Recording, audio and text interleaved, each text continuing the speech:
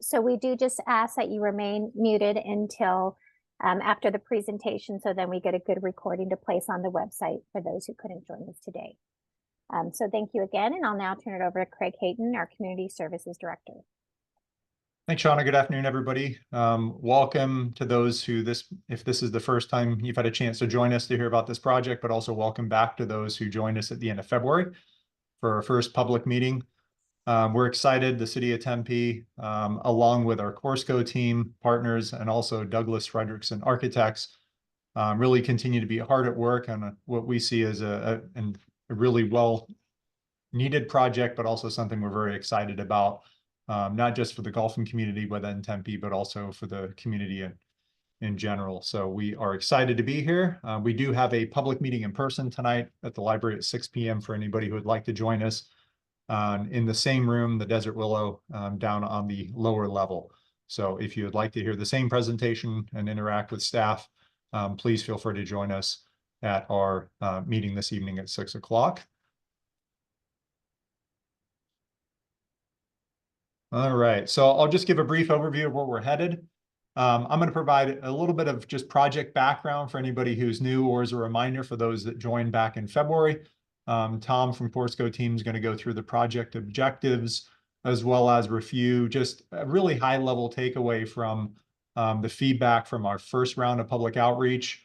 I'll turn it over to Douglas to review our updated concept elements before I'll take us through our next steps and timeline. We certainly welcome any comments and questions that you have. We'll both have an opportunity to run through the chat. So if you want to capture them specifically as they come up and log them in the chat, you're welcome to do so. But also we'll take some questions from anybody who would like to unmute at the end of the presentation. But I appreciate you staying muted during the presentation. We'll run through everything, and then we'll have a chance to circle back up on those chat or person comments and questions that we have at the end. So just as a quick review, we're here first and foremost to talk through a fully renovated clubhouse renovation over at McDonald Golf Course. This is a project jointly funded between the City of Tempe and our partners with Corsco. And as I mentioned previously, we are partnering with Douglas Frederickson Architects on this conceptual planning phase. We see this as really the first of three main stages. And as we entered that February public meeting, we utilized previous survey information to help us really get started with some conceptual plans. We continue to build off of that, but also the survey information from the end of February to provide some updated concepts for comment and for review at this time. So, and just to run through the three project phases to oversimplify, we're currently in conceptual design to identify where the clubhouse is going to go, and then some other potential improvements that we've identified. That phase will take us through June of this year. We'll move into formal design, which will be the construction documents that we'll work through. We'd anticipate the majority of next fiscal year. And then we do have some funding for construction available in the summer of 2025 with the new fiscal year that'll start in July of 25. So that is the soonest that we'll begin construction.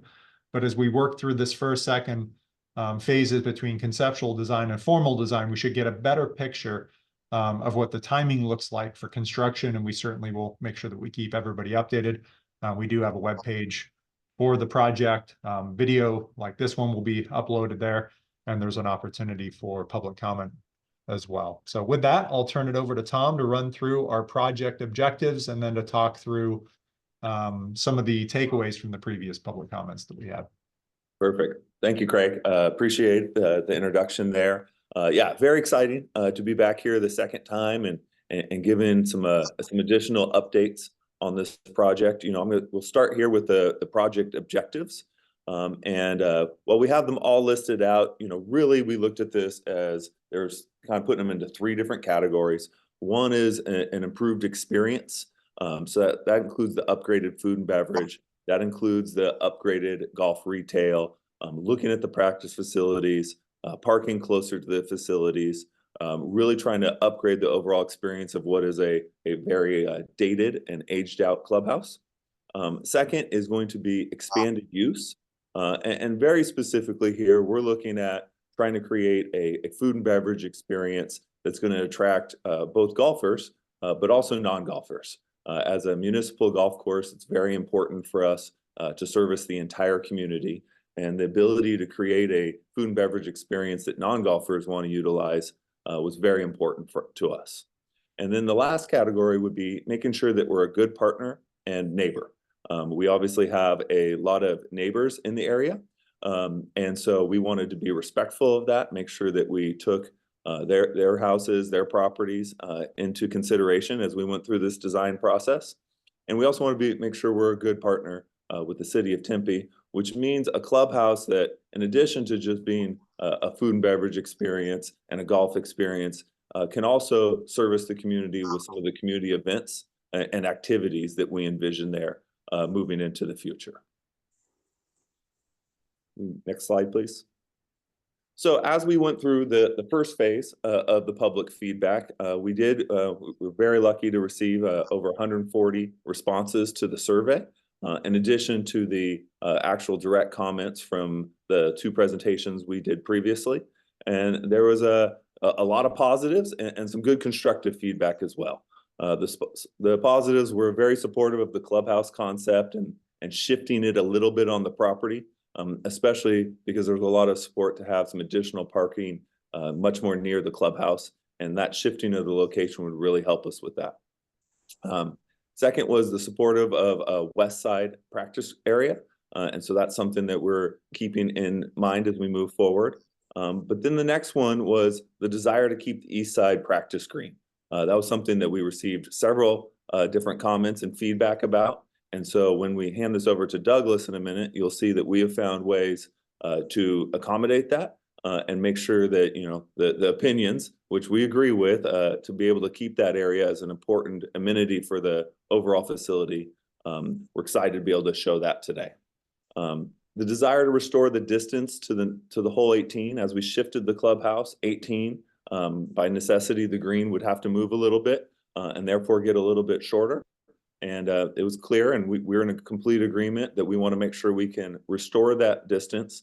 And we feel we'll be able to do that pretty easily with, you know, a new tee box, maybe 2 new tee boxes, adding, so that way the hole 18 doesn't lose any distance.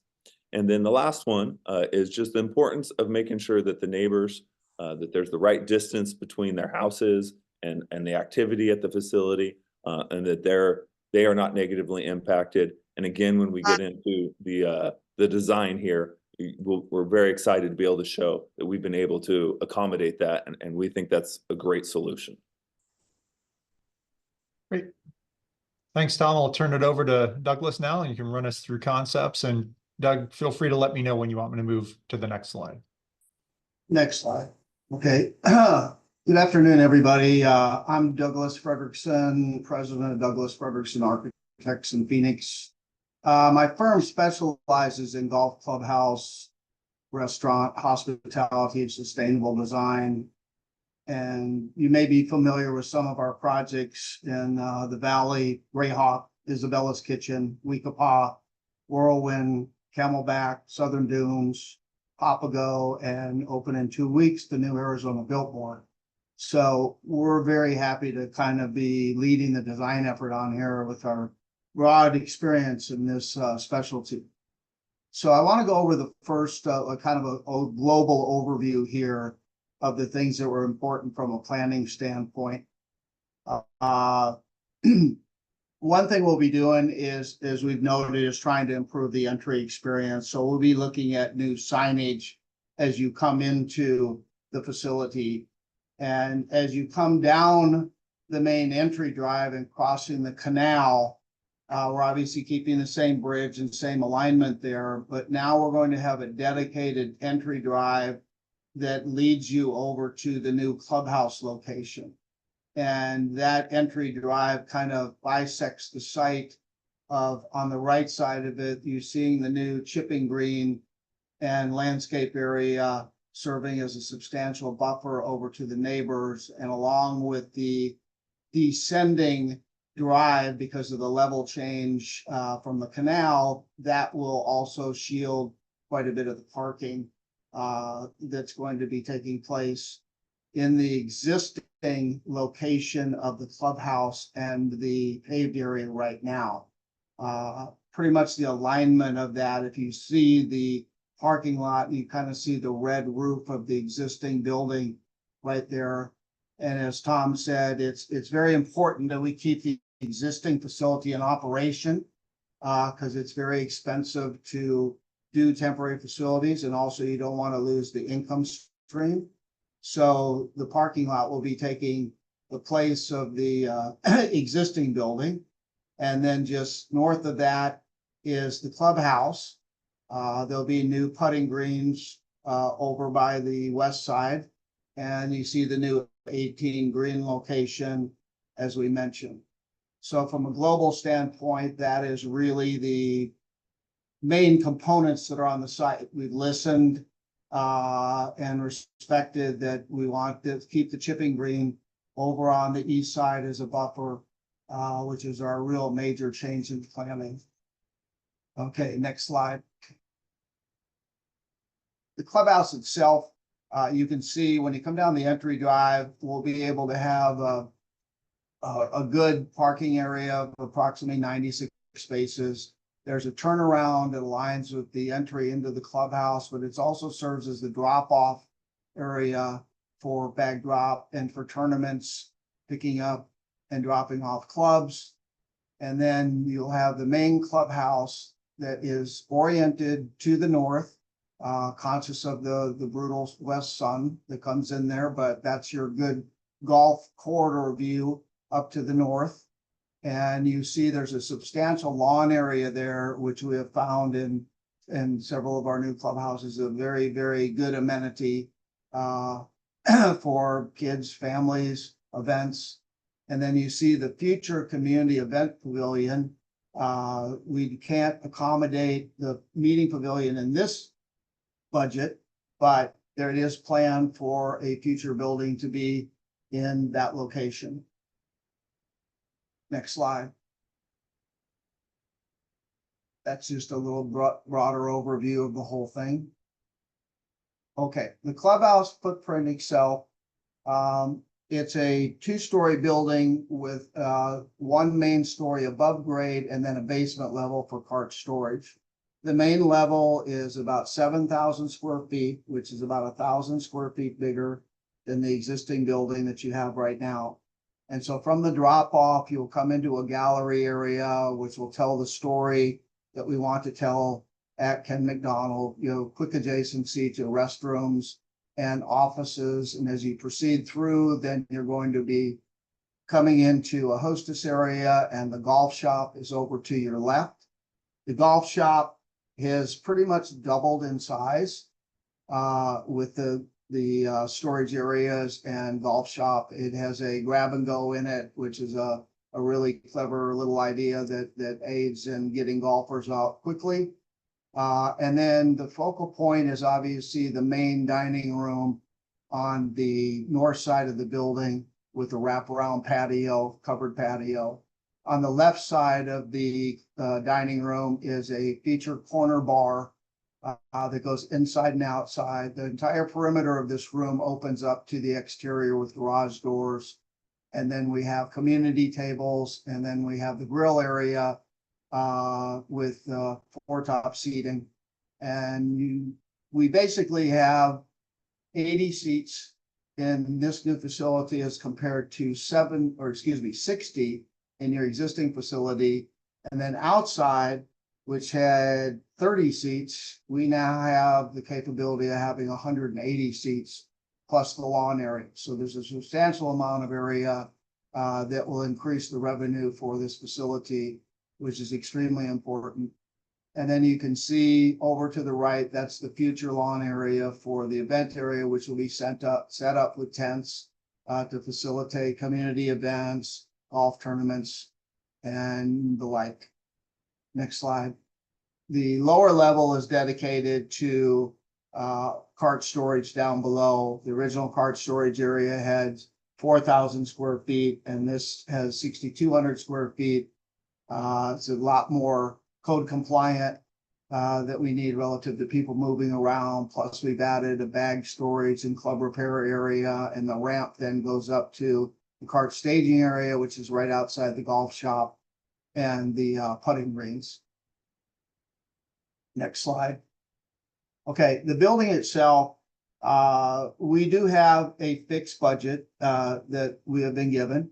And it is very expensive to build these days, but my firm's pretty good about getting stuff built for the money that we have available. So what you're seeing is a concrete masonry block building, which is a very inexpensive way to do things because we can use it as structure and thermal and finish.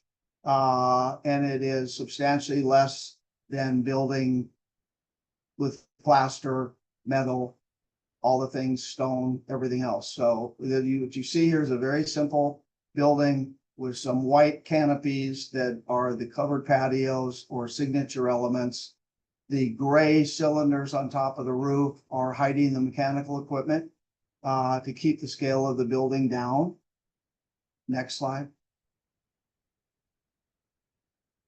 This shows the view looking back towards the clubhouse from the putting green. And you see the wraparound patio there'll be fire pits out there. There'll be string lights, big green lawn area, the feature bar at the corner. We put the bar over on the west side to be furthest away from the neighbors because that's the biggest noise generator, but it also is a very strong link to going right off out into the practice area, into the practice green, into the staging area. And allows people that, with today's technology, we can use it as a halfway house as well.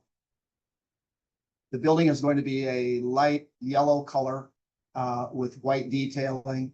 I feel this is a very fresh look. It's very residential, very modern, very timeless. And then the next slide, you see the materials that we're proposing. The board form concrete is a feature signage wall at the entry. The interiors show you where we're going to be using exposed utilities because it keeps costs down. The angled white metal fascia in the lower corner. And then the columns that we have, we're actually going to turn them into landscape elements because we don't like to have trees blocking the views out into the golf course. And then the block is being shown. It's a very small module. It's a brick module, not a big 8-inch block. And that's the one that's going to be rake joints and be painted. So with our simple shapes of the building, I think we have a very good chance of meeting the budget that's prescribed to us. And be open to any questions. Great. Thank you very much, Doug. So just next steps and timeline. Similar to what we had back at the end of February, we have a public survey period that's open. We'd like to hear what you think of the updated concept that Doug has run through. We also do have a work study presentation to Mayor and Council scheduled for May 16th, where we'll have an opportunity to provide this similar information. And then at the bottom, as identified previously, we are moving from conceptual design to full design in the next fiscal year that'll start in July.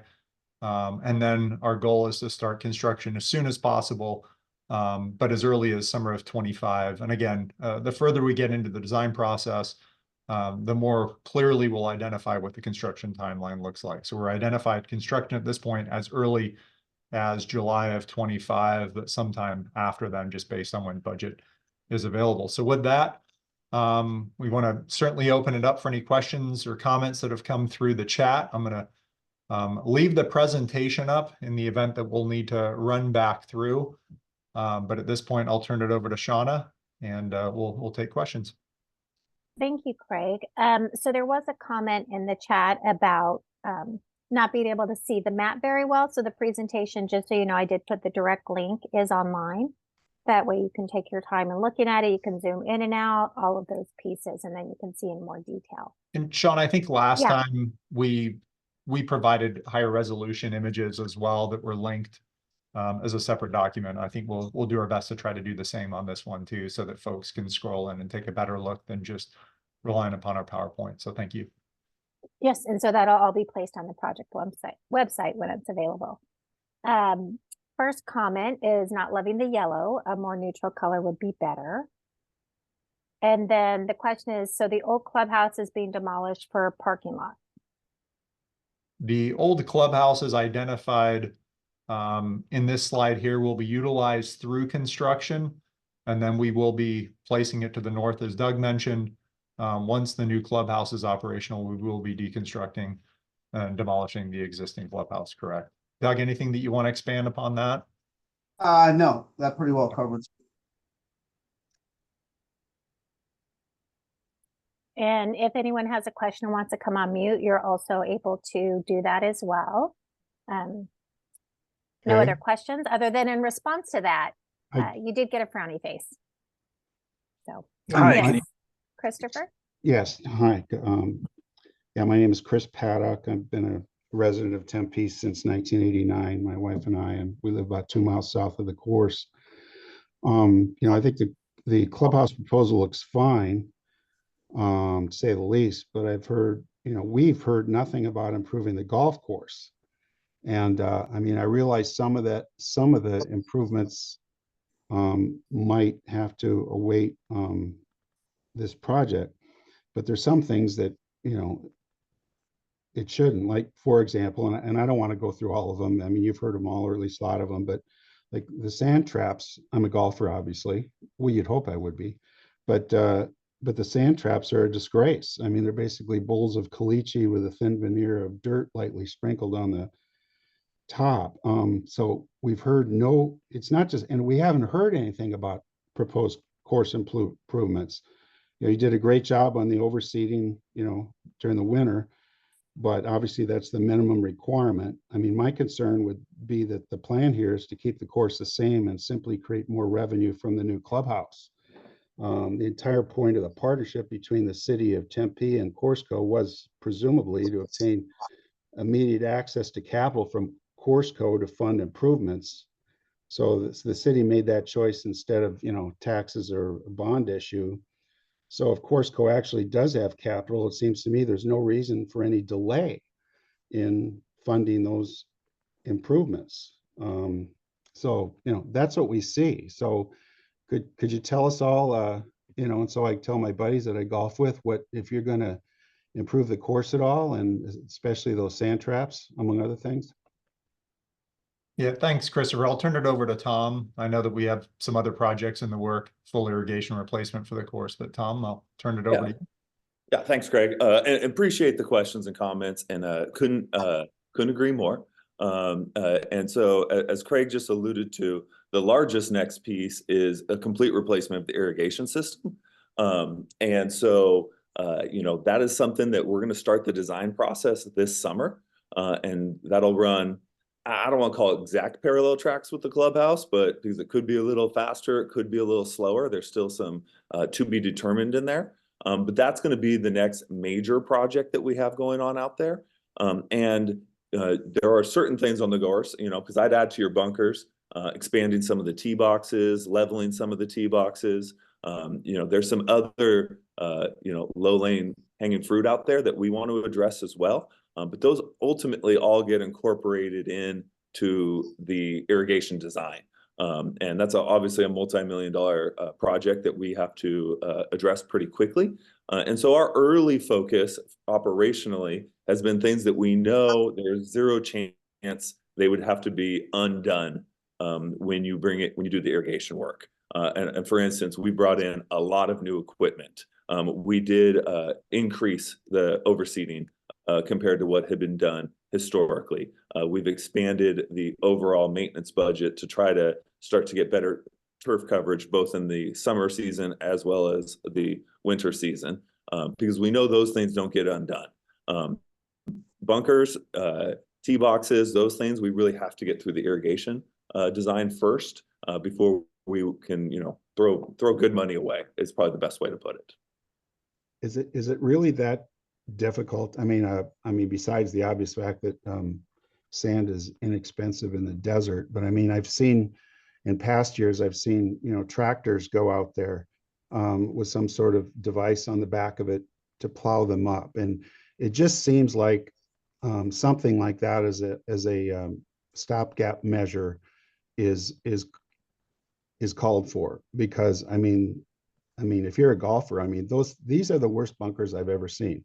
I used to think it was in Cano, but no, these are the worst bunkers I've ever seen, outside of a, ridiculously cheap course. it just seems to me that it ruins to some extent the golf experience.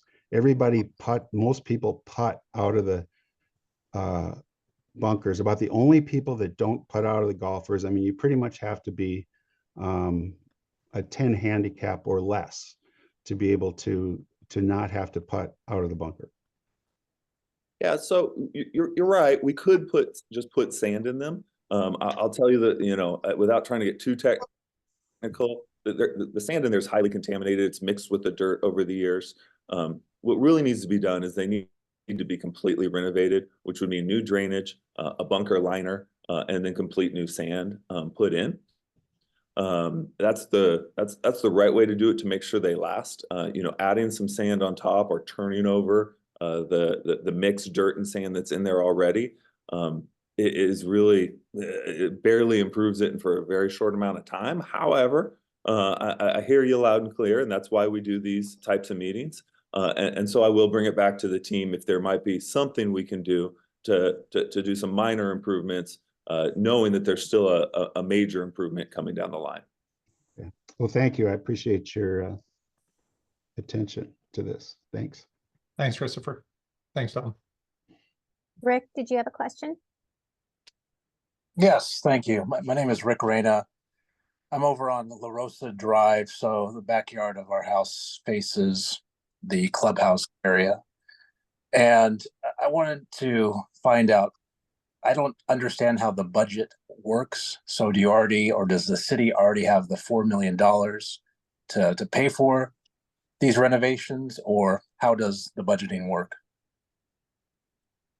Yeah, we have identified, this is a project that is split 50-50 between the city and Corsco. So we have. So it's 4 million a piece, Corsco 4 million, and then. Correct. Okay. Yeah. And so that $4 million is sitting in a bank of sorts and is waiting to be used for this project.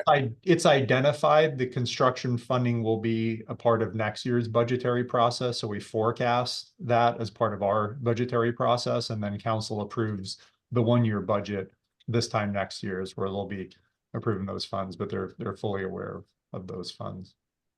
Okay. And then secondly, the financial aspect, when does the city recoup their $4 million? Over what period of time? What's the plan there? That's a great question that I don't have an answer to while we're speaking here today. Rick, I'd love to connect with you offline if you want to talk a bit more about that piece, certainly. You know, as we entered into the agreement with Corsco, we had some guiding principles, one of them being to make sure that we were cash positive as an organization, but that was only in addition to continuing to provide sustainable golf moving forward that Tom is committed to doing, and the team, funding capital improvements on course as well, and then also just providing a greater overall recreational experience on site. So we saw that as a key guiding principle from the city's perspective as we made a significant shift over to this new model starting July of this past year. Okay, thank you. Thanks, Rick. Okay, there was a comment that they're glad you added back the chipping green. That was their main concern. And then a question if the cost of playing there and the driving range become more expensive after the renovation. So Tom, I wonder if I just take a quick shot at this. We've identified for Tempe residents what that the course rate structure will look like. So it is not dependent upon what the project actually entails. So if you're a Tempe resident, we've clearly identified what those rates will end up being moving forward. So that is something, Tom, I don't know if you want to expand upon that. Certainly the goal is to provide a better experience, Clubhouse being one with a 50-year-old clubhouse that we have, that we know we're going to be able to do that. But I don't know if you want to talk more specifically towards that. Yeah, I'll add, I guess, maybe just a little bit on top of that, which is, you know, we understand that the mission of municipal golf, right, which Ken McDonald lands right in the middle, is to provide affordable, accessible golf. As part of that, in our contract, there are pretty, what I would call tight caps on price increases over time. And we're very supportive of that. We were excited. We're very much like that. That's in our contract because it makes questions like this easy. You don't have to just trust us. It's in the contract. Will they go up over time? Yes, but we're talking $1, $2, a year. So over time, just like anything, there is inflation, but overall, it's going to be very similar price structure with protection for the residents. Thanks, Tom. Any other questions?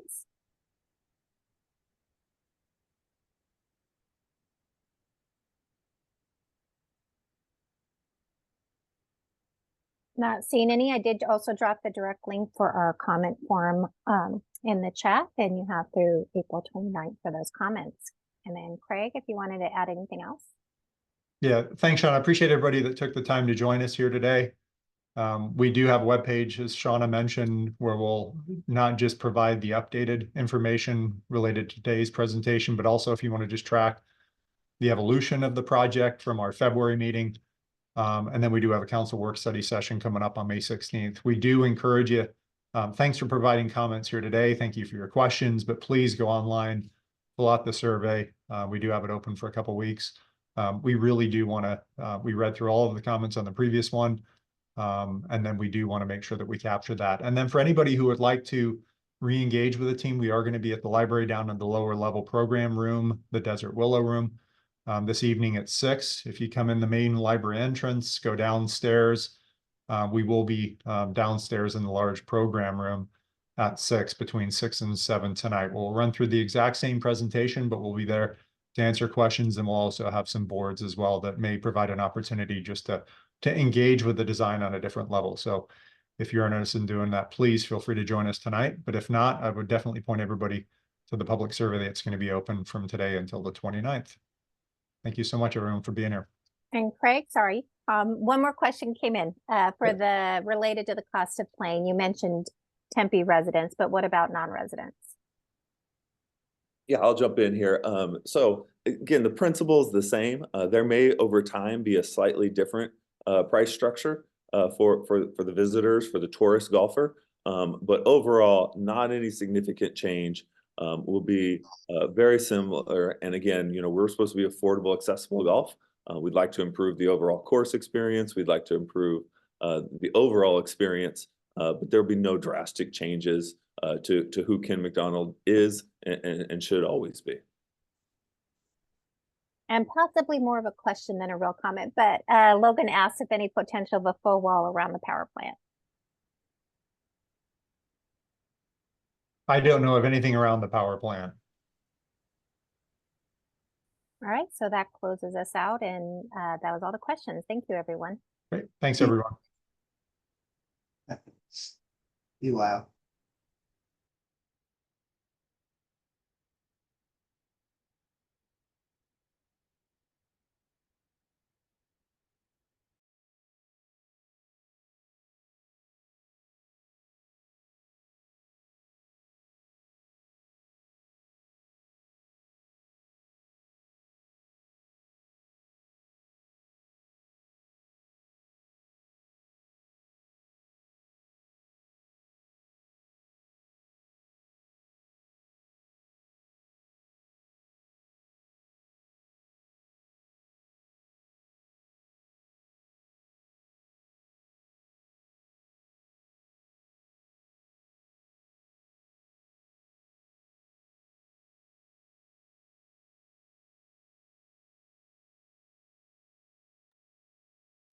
Hey, Sean, are we still recording? Oh, yes, thank you. Okay. I was capturing the chat. Let me stop.